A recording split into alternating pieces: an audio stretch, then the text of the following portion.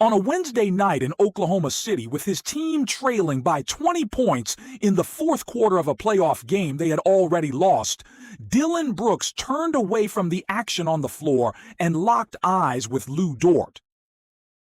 They are teammates on the Canadian national team. They have shared a bench in Manila and Paris. They have spent summers running drills together, sniping threes from 7 spots on the same court, building a friendship that helped end an 87-year medal drought for their country. And for nearly a full minute on April 22, 2026, neither of them backed down.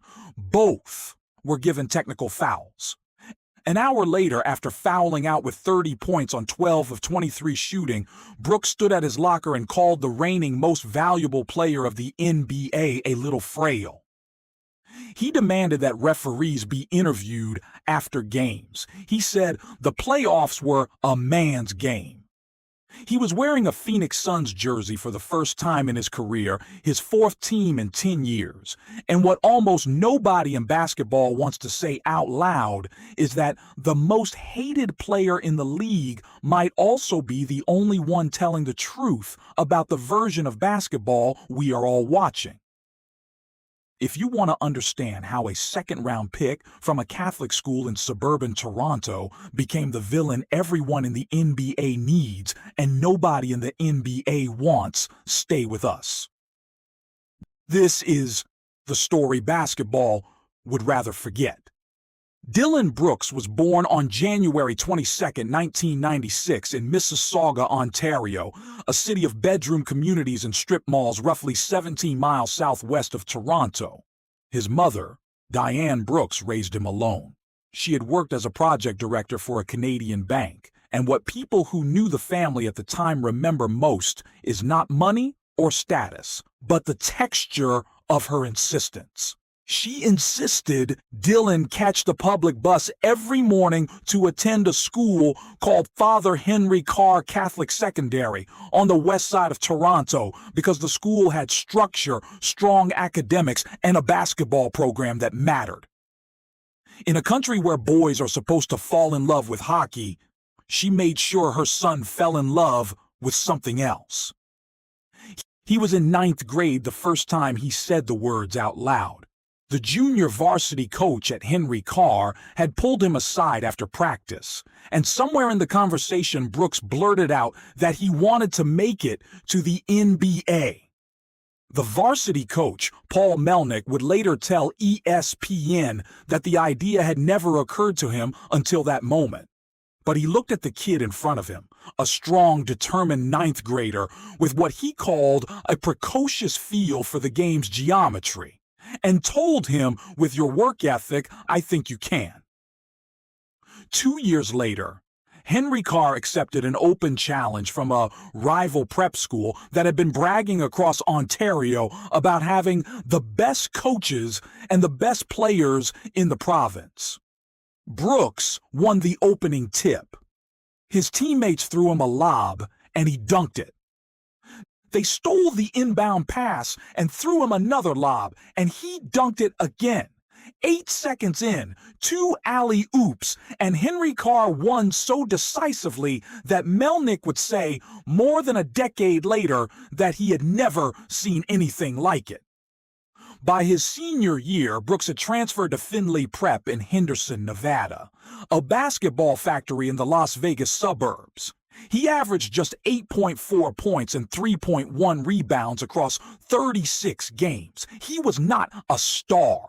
He was not the kid scout circled. He was a Canadian wing with a heavy build, a stubborn handle, and a competitive streak that older coaches kept describing in language that always sounded slightly off.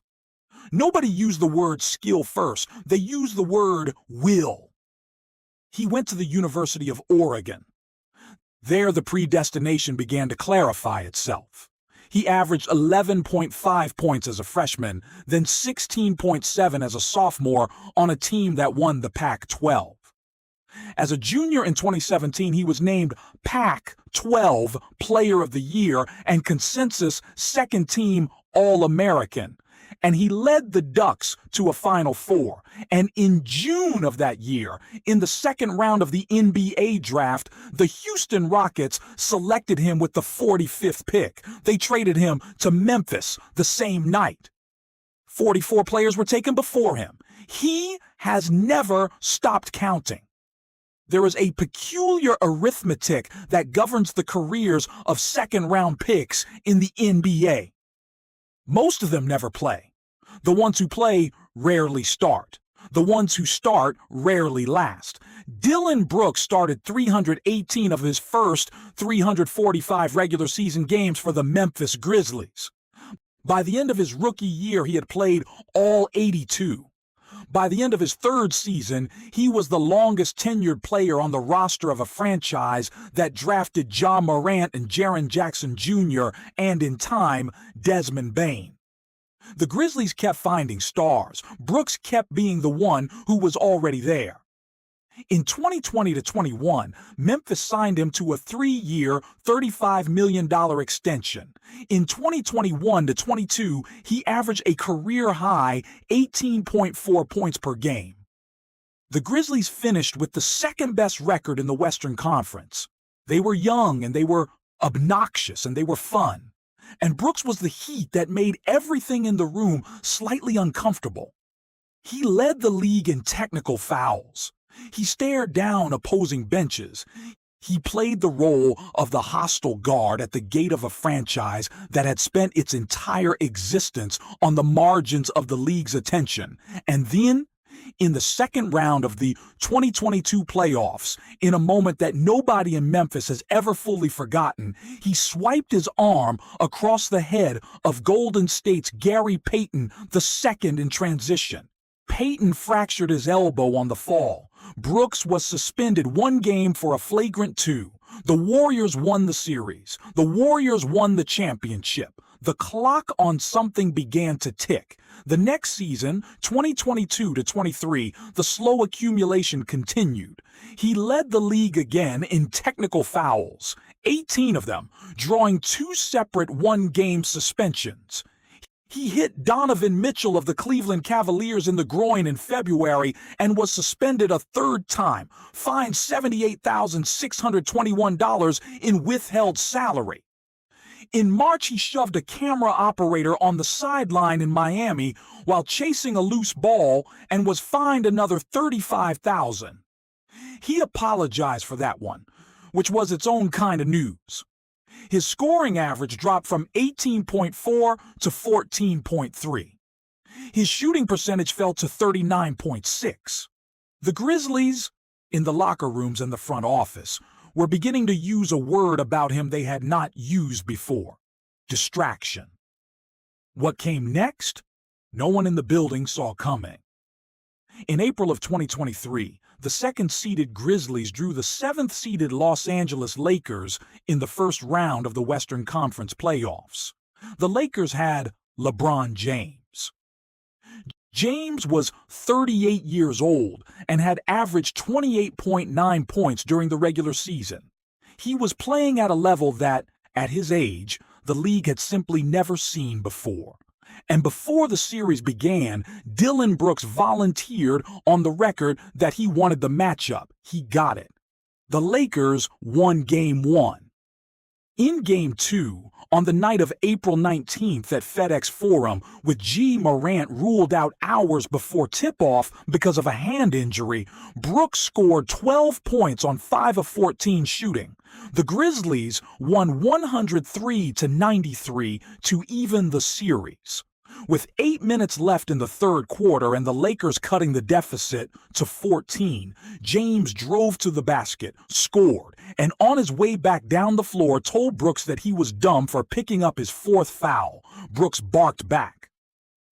After the game, he sat at his locker behind a pair of dark sunglasses and gave the press the soundbite that would define his life for the next 3 years. "I don't care," Brooks said. "He's old. I was waiting for that. I was expecting him to do that Game 4, Game 5. He wanted to say something when I got my 4th foul. He should have been saying that earlier on, but I poke bears." I don't respect no one until they come and give me 40. It was the unwritten rule in reverse. LeBron James in the 2023 NBA was the closest thing the league had to a sacred figure, beyond reproach in the locker rooms of his peers. Brooks had broken something. The next 48 hours of basketball media existed almost entirely to repeat his words back to him. James himself, when asked about Brooks afterward, said only, "Next question." But on the floor, James outscored Brooks 84-36 across the next 4 games.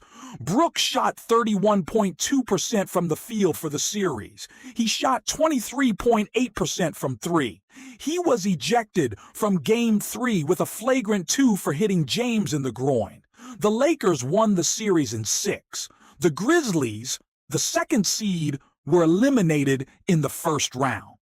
Brooks skipped his media obligations after the losses in Games 4 and 6. The NBA fined him another $25,000.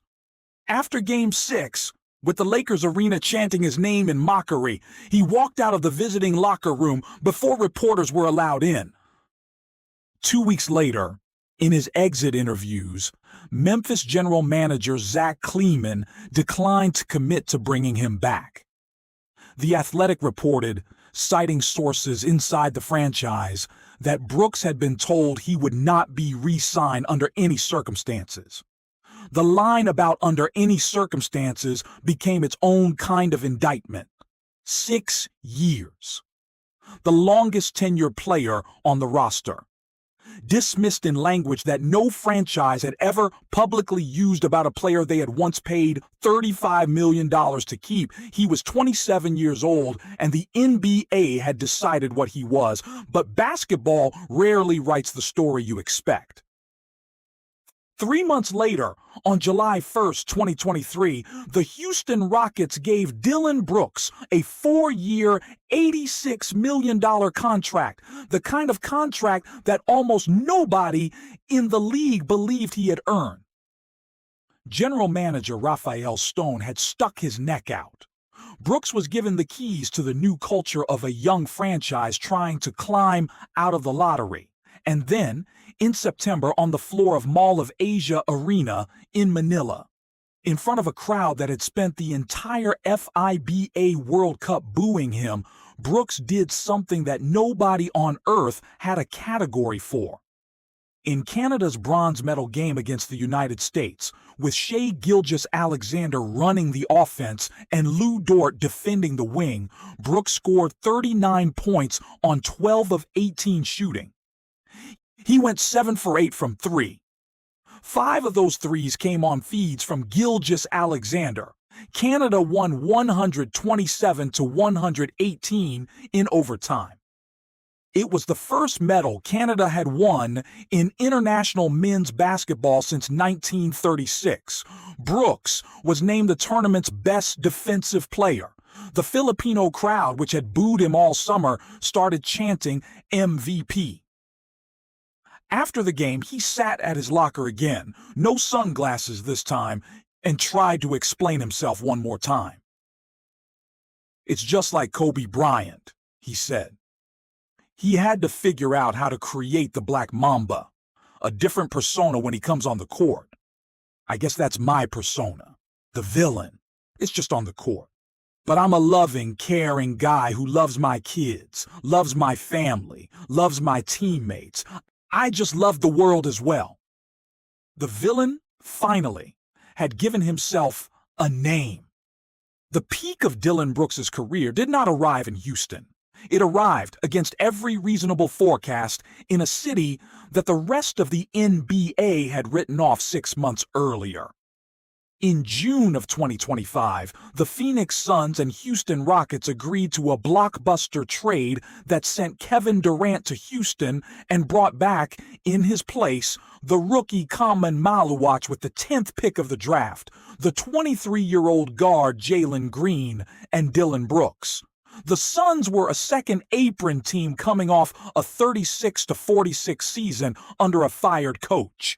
The general consensus around the league was that the franchise would tear itself down to the studs and rebuild around picks. Brooks would later say, in a piece for the Players Tribune, that when his phone started buzzing with the news, he saw the rebuilding chatter and said the same thing to himself that he had been saying since ninth grade in a Toronto bus shelter. He said, in his own words, "Let's win." What the Suns saw in him, the rest of the league did not. In the 2025-26 season, in his ninth year in the league, at the age of 30, Brooks averaged a career-high 20.4 points per game. He shot 43.7% from the field, 34.6% from three, and 85.8% from the foul line. The Phoenix Suns, picked before the season to win something around 28 games, were 10 games above .500 by the end of January. On January 29th, on a Thursday night at the Mortgage Matchup Center, with both Devin Booker and Jalen Green sitting out, Brooks scored a career-high 40 points on 13 of 22 shooting against the Detroit Pistons, the team with the best record in the Eastern Conference. The Suns gave away Dillon the Villain t-shirts to the crowd that night. After the game, several of his teammates wore the shirts at their lockers. So did head coach Jordan Ott. "Every night I can go get 30 or 40 if I want to," Brooks said afterward. The room went quiet. He was asked if he believed he was playing at an all-star level. "Yeah," he said. "I feel like I'm playing at that level." The numbers said he was not lying. By the time Phoenix reached the play-in, the franchise had gone from 28th in defensive rating to a top 10 unit. Shai Gilgeous-Alexander himself, the league's MVP, was asked in early January about his old Canadian teammate. Gilgeous-Alexander chose his words carefully. "He affects winning," he said. "I appreciate him more because he can flip that switch and do whatever it takes to win games." In Phoenix, they had, against everything the analytics suggested, found a culture. And Dillon Brooks, the second-round pick from Mississauga who had been told by a previous franchise that he would never be brought back under any circumstances, sat at the center of it. In April, ahead of his revenge game against Houston, he wrote in the Players Tribune the words that the rest of the league did not yet quite know how to absorb. "Phoenix is my spot," he wrote. "I want to set the culture here for 20 years. I want to retire a Sun." It was, for a few weeks, the cleanest version of the story. The villain had become the heart. The numbers backed it up. The MVP of the league had given him the only kind of compliment that mattered. And then, the way it always does in his career, the story turned. The break did not come in one moment. It rarely does with him. It came in increments that each, on their own, looked recoverable, and that together began to look like a pattern he could not seem to interrupt. It started on a road in Scottsdale at 1 a.m. on January 12th, 2026. A Scottsdale police officer would later write in his report that he had clocked Brooks's vehicle traveling 85 miles per hour in a 45 zone. The officer wrote that he was concerned, in his exact phrasing, about the extreme risk of a catastrophic collision or the vehicle striking a pedestrian. Several businesses in the area, the report stated, were open and operating. A collision at such speeds, the officer wrote, could have resulted in multiple fatalities or serious physical injuries. Brooks was cited for reckless driving. The Suns had played the Washington Wizards earlier that night. They had won. Nobody in Phoenix knew about the citation for 2 months. On February 21st, in a game against the Orlando Magic, Brooks fractured his left hand. The team announced he would be out 4 to 6 weeks. He would not play another regular season game until late March. On March 6th, at 1 in the morning, a Scottsdale police officer pulled over a Rolls-Royce that had been weaving in and out of its lane on Scottsdale Road. The report stated at least 6 different times. The driver was Dillon Brooks. The officer reported the smell of fresh and burnt cannabis coming from inside the car. The officer reported that Brooks's movements seemed very slow, that his speech was slow and mumbled, that his eyes were bloodshot and watery. Brooks told the officer he had not consumed marijuana in 6 months. The officer administered field sobriety tests. The breathalyzer registered 0. A blood test was taken. Brooks was placed under arrest on suspicion of driving under the influence and faced 2 DUI-related charges. He was booked at the Scottsdale City Jail and released around 3:30 in the morning. The mugshot circulated within hours. The body cam footage circulated within a day. There was a moment in the footage in which an officer asked Brooks what was wrong with his hand, and Brooks said simply that it was broken. There was another moment in which Brooks, asked about the swerving, told the officers that they had also been swerving on the same road. The clip went viral. The Suns released a single sentence saying they were aware of the situation and gathering more information. He missed the rest of the regular season recovering from the hand.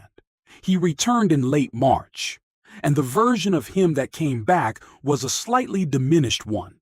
He had been averaging 20.9 points before the injury. After his return, the 30-point games were less frequent. The conditioning came back slowly. By the time the playoffs began, the Suns had clawed their way through the play-in to face the Oklahoma City Thunder, the defending champions, the same Thunder team led by Brooks's Canadian teammate Shai Gilgeous-Alexander, the reigning most valuable player of the NBA. Phoenix lost Game 1 by 35 points, 119-84. It was not close at any point. The Thunder, the most disciplined defensive team in the league, swallowed the Suns whole. There was, in the days between Games 1 and 2, the kind of silence around Phoenix that usually precedes either a sweep or a moment. What Brooks chose on April 22nd at Paycom Center in Oklahoma City was the moment. He scored 30 points on 12 of 23 shooting, the team high on a night in which the Suns lost 120-107. He hit 5 three-pointers, including 5 of 9 from beyond the arc. He fouled out with 38 minutes played. 13 of his 30 points came in the fourth quarter, when Phoenix briefly cut a 26-point deficit down to 13. He sustained the rally almost entirely on his own back, and the rally, like every Suns rally in this series, eventually collapsed. Early in the third quarter, on a free throw rebound, Brooks and Lu Dort got tangled up under the basket.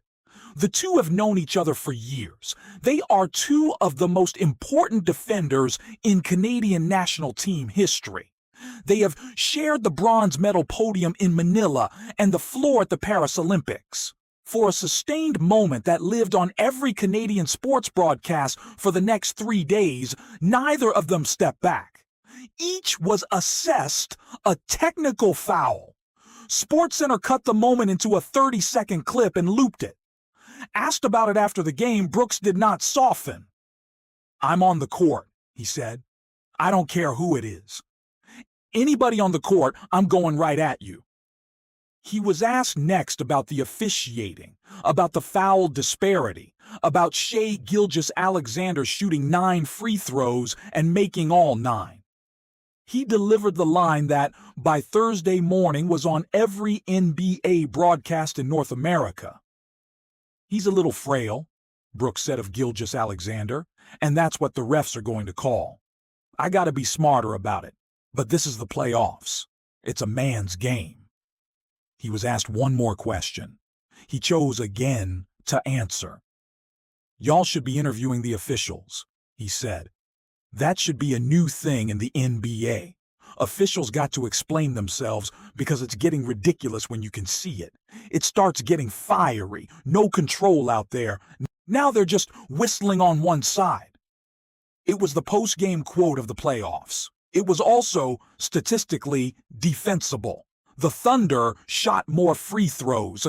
Gilgeous-Alexander, a player who has been accused all season of drawing fouls on contact that other guards do not get rewarded for, finished a perfect 9 of 9 from the line. Devin Booker, who almost never publicly criticizes officials, walked into the room minutes after Brooks and called the game too officiating WWE-like and acknowledged that he would be fined and did not care. The Suns owner, Matt Ishbia, publicly backed both players. The series shifted to Phoenix, down 0-2. Brooks, at the center of every conversation in the league for a different reason than usual, kept saying the same things he has been saying his entire career. The trouble was that this time the numbers said he was right. To understand who Dillon Brooks is, in this moment, in this version of his career, you have to go back to his own words, not the headlines about his words, his actual words. In the same Players Tribune piece in which he said he wanted to retire as a Sun, Brooks wrote about the night he scored 40 against Detroit. The reflection is worth quoting almost in full because of what it reveals about how he understands himself now. "I think I'm showing the world what I can be," he wrote, "and what Joe saw in me. When I dropped 40 on Detroit this year, I know people were shocked. But if you really know ball and not just look at memes all day, there's nothing to be shocked about. I'm not that guy from 2018. I'm not that guy from 2023. I'm a different dude with a whole different bag and a whole lot of confidence and a whole lot of life lessons under my belt." That sentence, with its reference to 2023, is the most self-aware moment in his public history. He is naming, without naming it, the year of LeBron James, the year Memphis told him not to come back, the year his life changed. He goes further. Brooks writes about the moment he learned he had been traded to Phoenix. He writes about being in what he called his cave, his phone blowing up, the news settling in, the league commentary already churning around him about how Phoenix would tank. "My mentality was," he wrote in the cleanest line of the piece, "let's win." His first call, he writes, was to Devin Booker. He asked Booker straight up what they had to do to flip the franchise. There is, throughout the piece, a version of Brooks that the basketball internet has had no interest in. He talks about being the energy the locker room runs on. He talks about pre-game rituals in which he listens to the visiting arena announcer through the locker room walls and starts bouncing from foot to foot like Mike Tyson when his name draws boos. He talks about loving the boos because they tell him he is doing the job correctly. He calls his teammates dogs and means it as the highest compliment in his vocabulary. And then, in the closing paragraph, he asks the question that, at this point in the playoffs, in the wreckage of a season that started with him driving 85 in a 45 zone and ended with him averaging 25 points a game in a playoff series against the defending champions, no one in the league has been able to answer. "Honestly, answer me," he wrote. "Who in their right mind wants to see the Phoenix Suns right now?" This is where the empathy lives. Not in the apology, because there is no apology. Not in the redemption, because the redemption has not arrived. The empathy lives in the simple fact that a man who was told under any circumstances in 2023 to never come back to a franchise has, 3 years later, written an essay in which he asks to spend the next 20 years of his life with another one.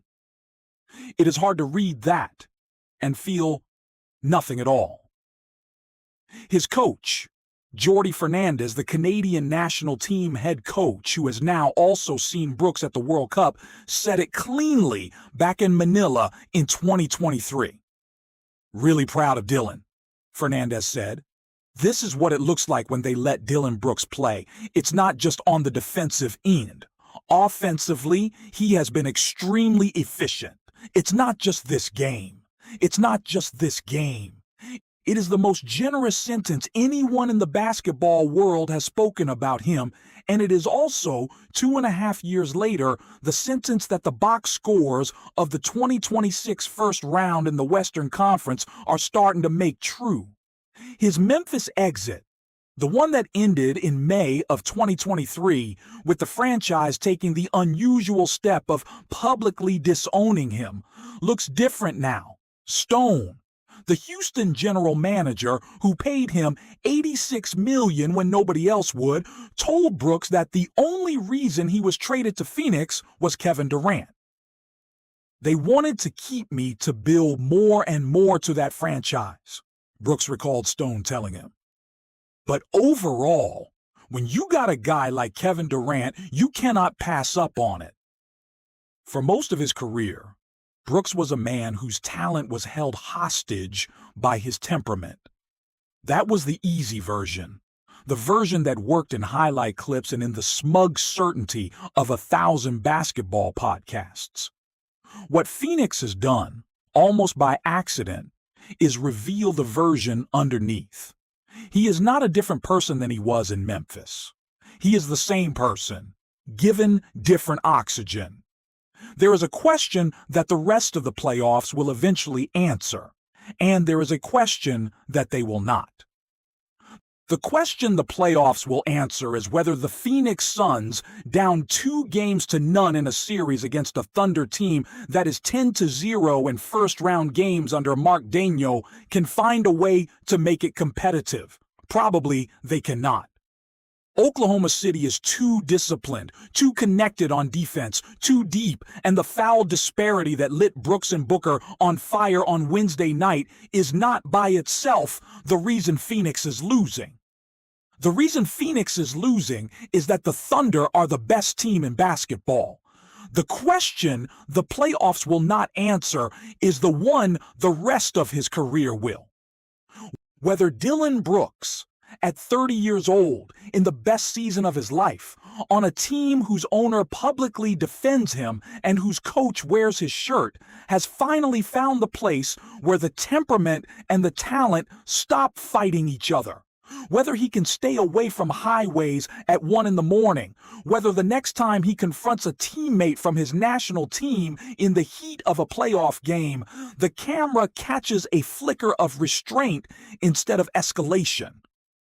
Whether the boos, which he has spent his whole life saying he loves, are something he eventually outgrows the need for. There is a strange dignity in the way he has handled the version of himself the league handed back to him.